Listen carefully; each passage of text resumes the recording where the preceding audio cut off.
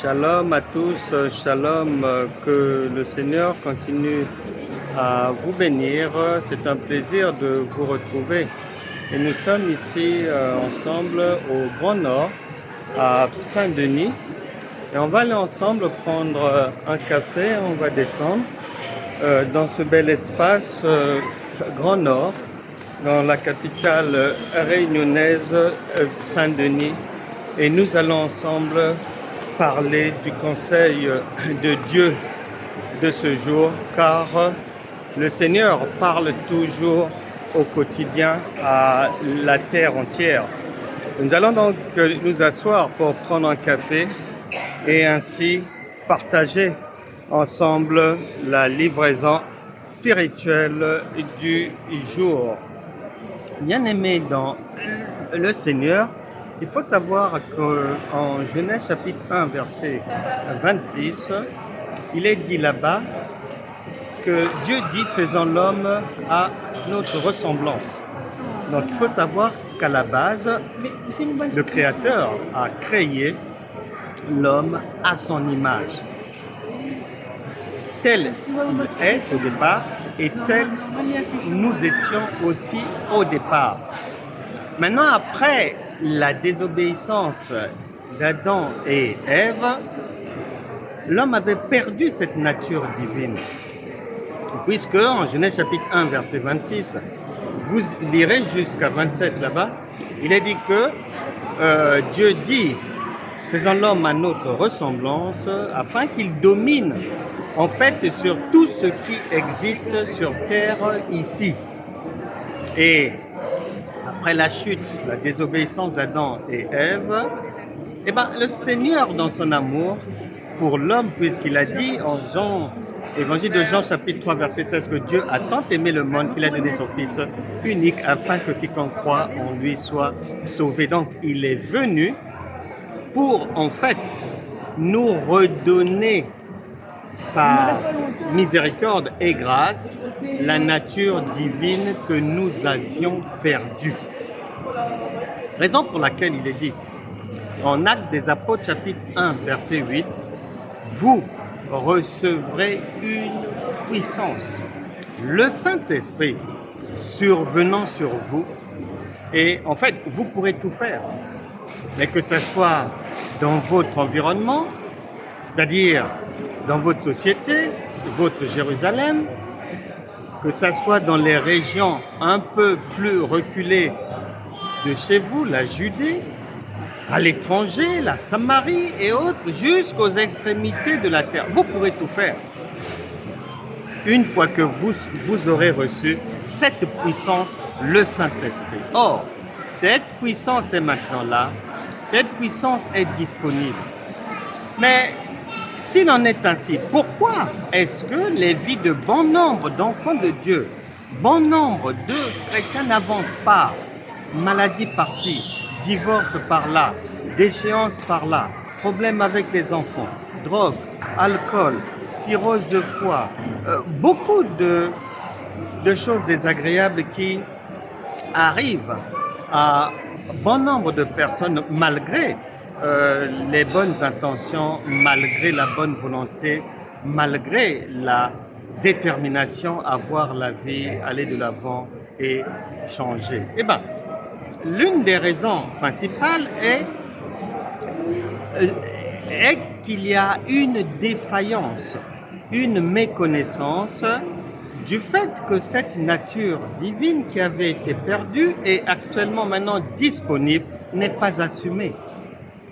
Que l'on soit pasteur, prêtre, apôtre, évangéliste et autres, que l'on soit chrétien lambda, il y a lieu, si on ne veut pas se mentir, il y a lieu de se dire la vérité que le Seigneur a dit « Mon peuple périt faute de connaissance ». Il n'avait pas tort, il connaît toutes choses. Beaucoup d'enfants de Dieu, beaucoup de croyants ignorent qu'ils doivent désormais assumer leur nature divine. Et que de la même manière qu'Adam et Ève pouvaient dominer sur toute chose, et rien de méchant ne pouvait leur arriver, ni souffrance, ni galère, ni larmes, ni désillusion, ni trahison, ni blessure. Aucune chose de ce genre ne pouvait arriver au départ à Adam et Ève. Et c'est suite à la désobéissance que le danger, que le mal a pris place dans leur quotidien. Qu'à cela ne tienne, le Seigneur Jésus est venu pour réparer cela et redonner à tout un chacun cette nature disponible qu'il nous faut désormais assumer. Tu pleures, tu te larmes que voilà, ça ne marche pas, on t'a divorcé, on t'a répudié là-bas, on t'a licencié, que c'est difficile, les temps sont durs, des problèmes dans la famille, un procès par là, un litige en ce qui concerne la garde des enfants de l'autre côté, autorité parentale en bataille devant Madame le juge et autres. Ce sont des larmes, des insomnies, tantôt c'est le diabète, tantôt ce sont des maladies incurables et autres, des insuffisances rénales. Et toutes ces choses-là n'ont pas lieu d'être dans la vie de quelqu'un qui est informé et assume désormais pleinement sa nouvelle identité en Christ qu'il élève au niveau de la divinité.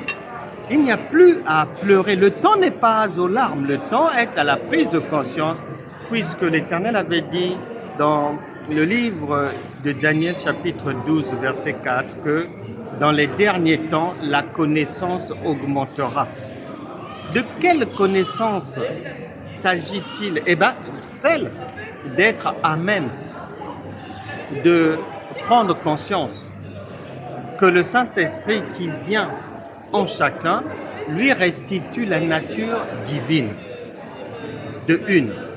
De deux, d'assumer cette nature divine. C'est-à-dire de mettre en pratique les pleins pouvoirs reçus. Nous allons maintenant prier.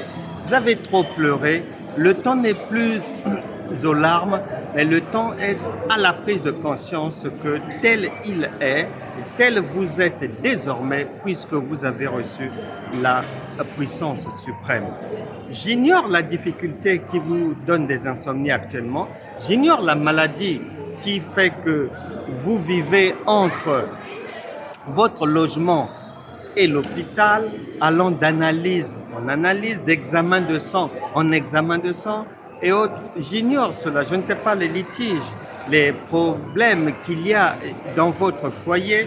Où en êtes-vous? Combien de fois avez-vous divorcé? Combien de fois est-ce que vous vous êtes remarié? Nous ne savons pas. Combien de fois avez-vous été fiancé et répudié à la porte du mariage?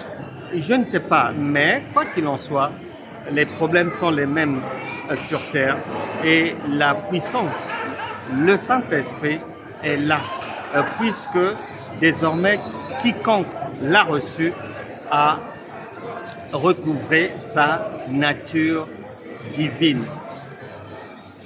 Au nom de Jésus, je prie maintenant pour toute personne ici en difficulté, qui passe par des situations difficiles. Les tempêtes de la vie se sont levées et vous ne comprenez pas ce qui vous arrive. Au nom de Jésus, j'ordonne à ces tempêtes de se taire à partir d'aujourd'hui.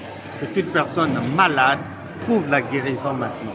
Que toute personne qui n'a pas le sommeil la nuit reçoive désormais la paix, un bon sommeil.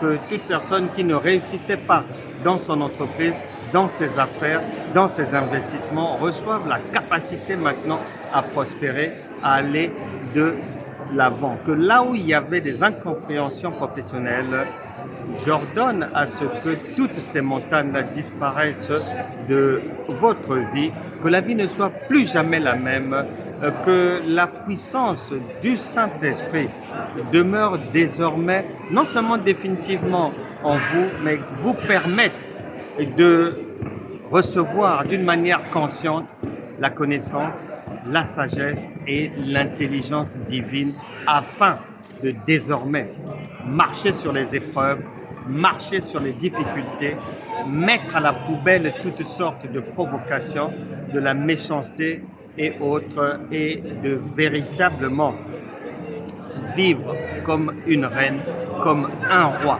sur cette terre des hommes. Amen. Nous étions donc au Grand Nord. Que Dieu continue à vous faire du bien. On se retrouvera demain pour une nouvelle livraison spirituelle. Mais d'ici là, portez-vous bien. À demain. Au revoir.